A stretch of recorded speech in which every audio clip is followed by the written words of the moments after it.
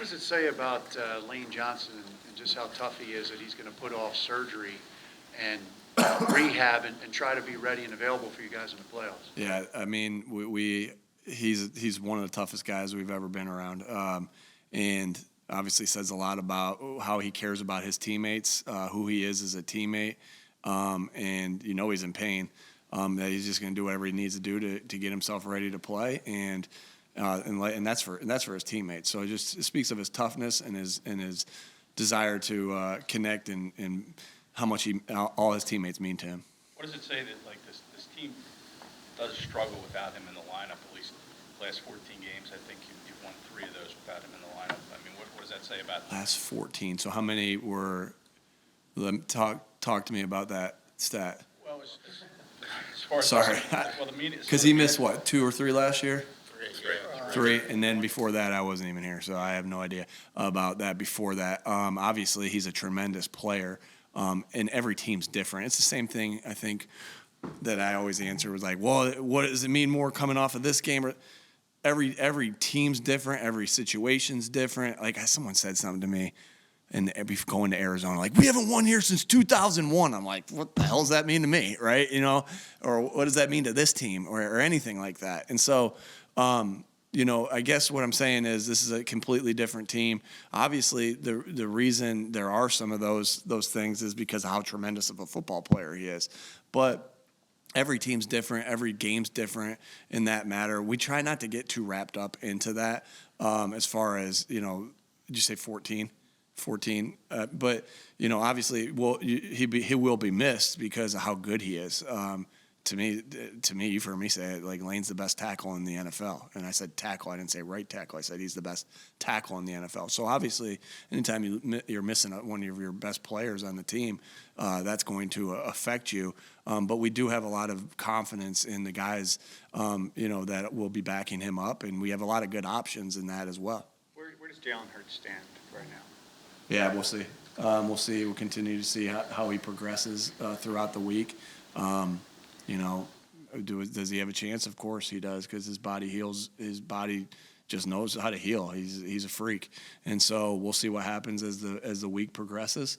But where does he stand as opposed to last week when he didn't practice? Yeah, I don't like before practice? You were saying like percentage wise, or I don't know how to answer that question. He's feeling good. Yeah, obviously if his body heals, I guess what I'm saying is if his body heals like quickly, which I'm seeing that it does, he's better than he was last week at this time because it's 7 days later. Does that help you? Sorry. All right. I'm not trying to. Yeah, I'm just Nick, what is this trying to answer your question. body heal stuff? Is he like a superhero or something? Like, what is this? How does his body heal differently from everybody else? If you and him went up and you guys shot baskets together, he'd whoop you. If you guys went out and you guys raced against each other, he'd whoop you. If you guys went out and tried to throw the football, so he was to throw it more accurate or further, he'd whoop you. And so his body heals faster than yours. Will he be in the walkthrough today? And he's younger than you, a lot of different, like younger than you. He eats probably better than you. And I'm just singling you out because you answered the question, but that's all of us in this room. Will he be at the walkthrough? CJ's feeling better, and it's just good to be him around and everything. We'll see where we are with that. But I know he's feeling better. I know he's on the road to recovery, and it'll be good to get him back when he's able to get back. Will Jalen be at the walkthrough today? Be able to participate? Still sorting through that. We don't have to make that decision quite yet, and just whatever's best for him to let his body heal faster than other people. We'll do what we need to do to help him be there. As far as what's best for him, and so that's still a decision we're making. We'll see. Is in the short term, Nick? I get you, Rube. I get you. Jack, it's sort of Jack's natural position, what he's most comfortable with. Is it just as simple as that? Short term. Merrill, you're late. Say again. Is it just as simple as is Jack in the short term at least, because that's his I'm not natural going to give you position. that answer. 'Cause if I give you that answer, then I give the Saints that answer, and I want them to have to prepare for all the different options that could possibly happen. We have a lot of different options that could happen because you got Andre, you got Jack, you can move Jordan. So there's a lot of different options. That's a great thing to have options because now that guy playing the right side, our right side defensive end, their left side defensive end has to prepare for different guys. So it's good to have options. Let's say that. How much of a conversation is there? I mean, I assume this isn't just Lane's decision.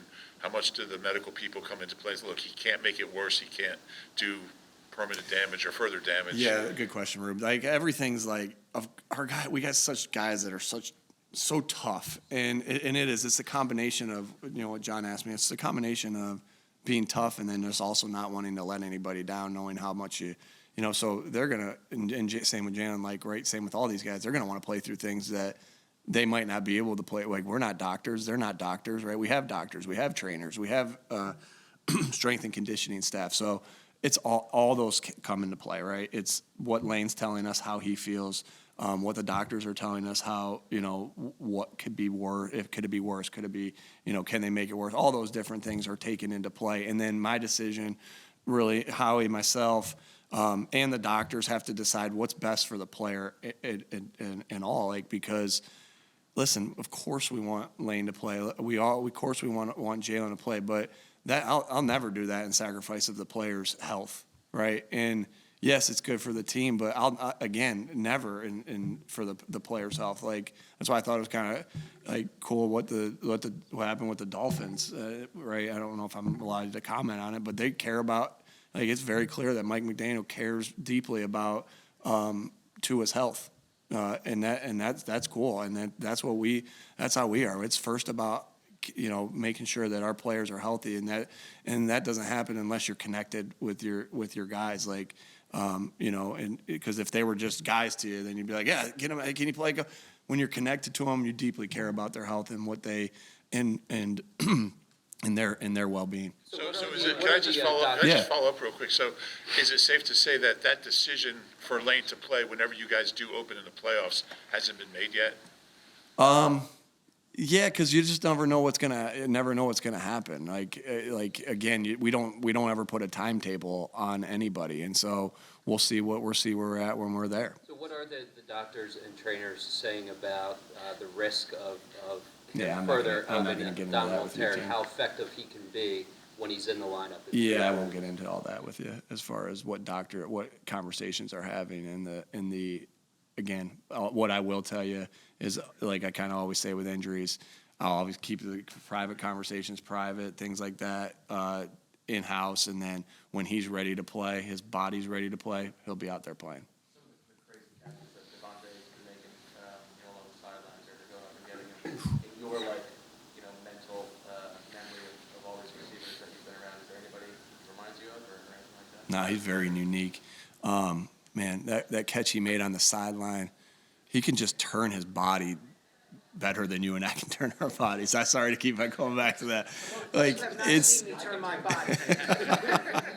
it's pretty remarkable what he was doing. Like with that catch he made. First of all, it was a great throw by Gardner to put it on that sideline. Then he got his feet in bounds. Like it's remarkable what he can do with that catch he made over the middle. Like, and they're all different styles of catches, right? So he jumps out of the gym to say, right, to turns his body to catch that one in the 2-minute drill. And then on the sideline on the other one, he torques his body a different way and gets his feet in bounds. So he has a sideline catch. He has one that's unbelievable where he jumps up and makes this unbelievable catch. And then he has one where he catches it knowing that the corner and the safety are going to crush him, and he makes that catch too. So it happened. What's so amazing about it is like he's doing it in all these different ways. He made some unbelievable catches, and he continues to do so throughout the year and throughout the last 2 years we've been there. And I know he did. It's not anything new because he's doing that at Alabama as well. We've seen a Kind spike of in his. along. Like along the sideline? Yeah, Is that teachable or is that just all? You rep it and you try to put him in a position where you're dragging your feet or being very aware of your feet on the sideline. You do as much as you possibly can, but then there's definitely a big part of is instinct, right? And where he knows where he is, he knows how to feel that. And the other thing that you don't even talk about, that people won't talk about, is that he catches it, boom, and then how many times have we seen a receiver fall to the ground like this and the ball pops out, right? He is that one on the sideline. Not only does he know where his feet are, not only does he turn his body in this freaky way, but he also gets to his back where the ball won't pop out.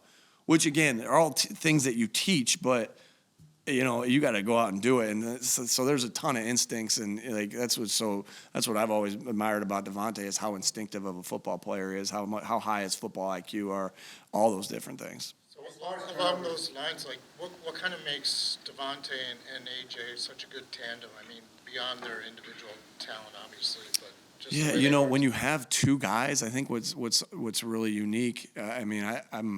I don't think I've ever been a part of a team where two guys have 1,000 yards. But what makes them unique is it's just hard to take one away, right? And so not everybody has two corners, or not everybody will say I'm going to match this guy here, or not everybody has in their scheme to roll. Like they're just hard to take away because sometimes you can attempt to take a guy away.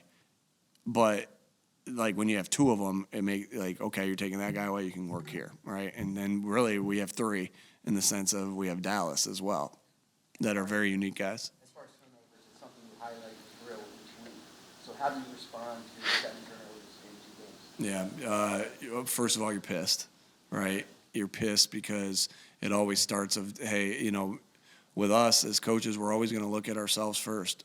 100% of the time, and so we're going to make some adjustments of how we drill it. We did this same thing after the Washington game. We were drilling it a certain way, and we drilled it a little, and we added a little more reps to how we drilled it, and we're going to do the same thing this time. What was the issue? You always look at what the issue was, and then how can you fix it as a coach, and it's always twofold. What can you do to help put them in better positions, and what fundamentals can you teach them to help them be better at that? And so we'll go out there today and have a little different tweak to what we're doing, a little extra and a little different tweak to put the guys in a better spot. But I think it's what it shows you is like this is a lot of parity in this game. It's a hard game, and you're playing a good offense like we were playing on Saturday. You can't. I'll give them the ball on in a short field because they can make you pay.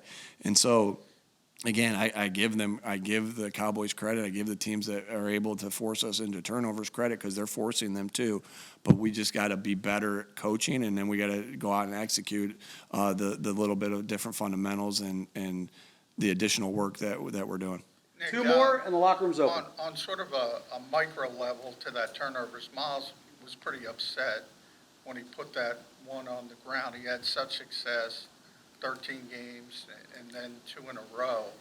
Do you have to handle that differently, or how do you approach that? Yeah, every player you talk to, you handle them differently because they're all different. They're all unique in their own way, right? And so you always that's the real big importance. That's what I was always taught as a coach, is that one of the biggest importance of another reason why you connect, besides why you got into the business, is so you know how to treat each player, right? Because not every, if I treat you different than I treat it's different. You guys are different, right?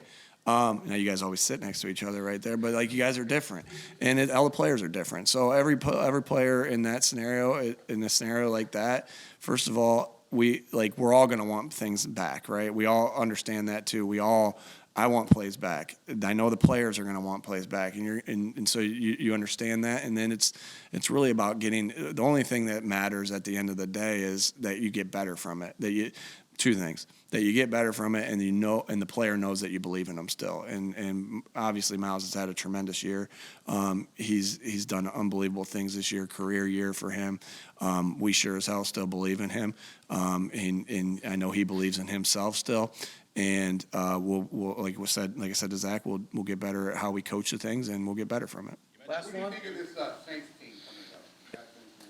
Hasn't been much talk about that. What do you think of the Yeah, I think this is and I'll speak on the defense, and that, I mean, they really, there's no doubt they have playmakers on offense, very unique playmakers with Kamara and with Hill and with Olave. I mean, I think I got a lot of respect for those guys. I think Andy Dalton is always been a good quarterback in this league, who just knows how to win. As far as the defense goes, I think this has always been a Dennis Allen coach defense has always been a good defense. So a lot of respect for Coach Allen, and then the players that they have over there, right? They have good playmakers. They have good guys that along the front. Number 56. Davis has been good for a really long time. He's an outstanding player. He knows how to get his guys lined up. He runs the show over there, like so many good Mike linebackers, and that the NFL has seen. You can just see him doing those same types of things. Warner, I got a lot of respect for him. Number 20, the linebacker that plays with him. Christian Ellis's brother plays on that team. He makes a lot of plays. Number 55, Tyrann Mathieu is always, you always got to be alert for where he is on the field. I think 29's playing really good football at corner. From Stanford, he's long. He's got ability to get in and out of the breaks. He's physical. We know that about him. Again, and then you got Jordan, number 94. You got number 92. Like they got players. They got good players, and I always think highly of the scheme, and I always think highly of the way the players play too, because I know that's a sign of a well-coached team. And so it'll be a challenge. We all have to be on it to make sure that we can counter all the things that they do well.